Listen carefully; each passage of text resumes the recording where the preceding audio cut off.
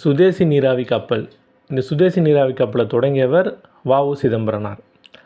சுதேசி நீராவி கப்பல் இதை தொடங்கப்பட்ட ஆண்டு 1906. இதனுடைய பேர் இங்கிலீஷில் எஸ்எஸ்என்சின்னு சொல்லுவாங்க.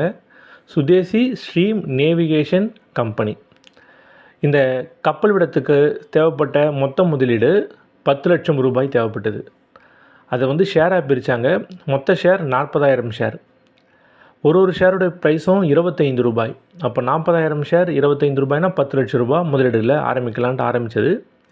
கப்பலுடைய பேர் எஸ்எஸ் கலியா, எஸ்எஸ் லாவோ. இதை முதல்ல எங்கே விட்டாருன்னா, அவர் தூத்துக்குடி துறைமுகத்திலேருந்து கொழும்புக்கு இந்த 2 கப்பல்களையும் வ.உ. சிதம்பரனார் விட்டார். இதற்கு பங்குதாரர்கள் பாண்டிதுரை, அவர் ஒரு மன்னர், ஹாஜி பக்கீர் அப்படின்றவர்.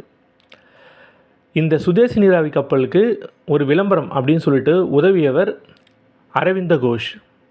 இந்த சுதேசி நீராவி கப்பலுக்கு பத்திரிகை மூலமாக விளம்பரப்படுத்தினவர் பாலகங்காதர திலகர்.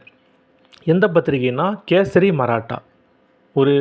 ஒரு குறிப்பு என்னன்னு கேட்டிங்கன்னா, மராட்டா பேர் வருது அப்படின்றதுக்காக அது மராத்திய பேப்பர் இல்லை. மராட்டா என்பது ஆங்கில பத்திரிகை, கேசரி என்பது தான் மராத்திய பத்திரிகை.